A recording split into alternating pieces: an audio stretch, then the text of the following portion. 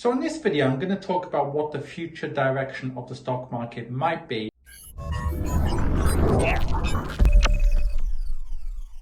And before doing that, if you're a high net worth individual or an expat in particular, go over to adamfire.com and see how I can help you and have assisted people like you in the past. Now, a lot of people assume that the biggest indication of where the stock market is going to go is the economy or the political situation or inflation or recession or a depression or whatever. But when we look at all of the variables, we find two commonalities. Number one, no single variable has always been able to predict the future direction of the stock market. So I'm going to talk about one which is the closest one we have, but there's no one which has been completely foolproof. Because if you think about it, most people know intrinsically that you can't time the stock market. Nobody can predict the future. If we could predict the future with some variable, everyone would do it. Nevertheless, the variable which is the closest to being able to predict the future direction of the stock market is actually the CAPE ratio. Now, what is the CAPE ratio? Price to earnings ratio is just a valuation metrics which looks at basically how many years worth of income do you need to pay to buy a company. I'll give you an example. Let's say if a company last year produced, I don't know, a million, and you need to spend 10 million to buy the company. The price to earnings ratio is 10 to 1. However, standard price to earnings ratio, PE ratio, only looks at the last year's worth of earnings.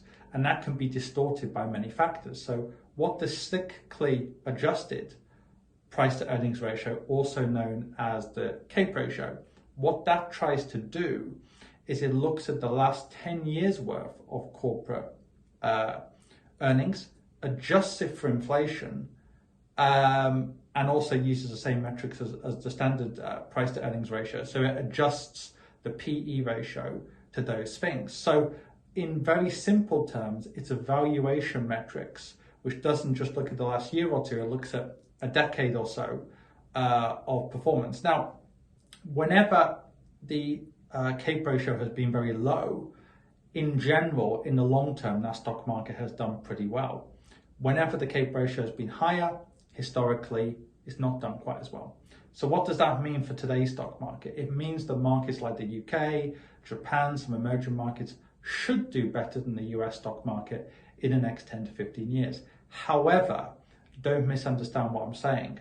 It doesn't make sense to therefore say, right, I'm going to sell all my US stocks, I'm going to sell the S&P 500, I'm going to sell the Dow Jones, I'm going to sell the NASDAQ, because ultimately markets aren't stupid. US stock markets are deemed as safer than, say, UK stock markets these days, or especially Japanese or emerging market stock markets. So as I said, it's an imperfect measurement.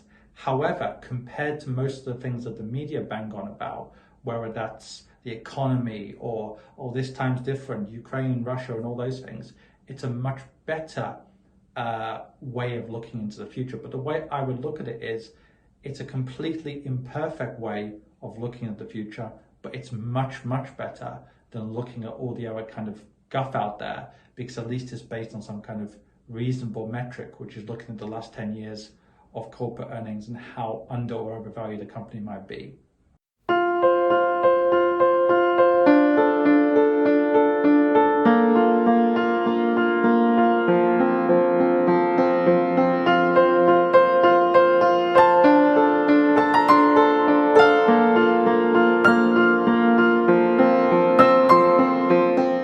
Depends on every person's individual goals, how much money they want to invest, how long they want to invest.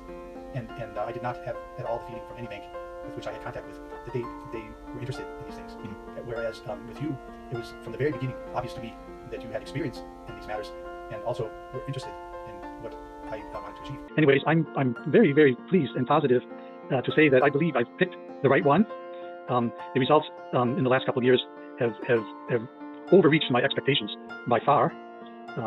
And I see no reason why it should not continue. Of course, I can highly recommend him as your financial advisor for now and for the future, because hesitating is missing out. So I'm investing a lot in the Middle East market, but the amount of returns I'm getting from there is very low as per the amount of returns I'm getting from the investment portfolio which you made for me.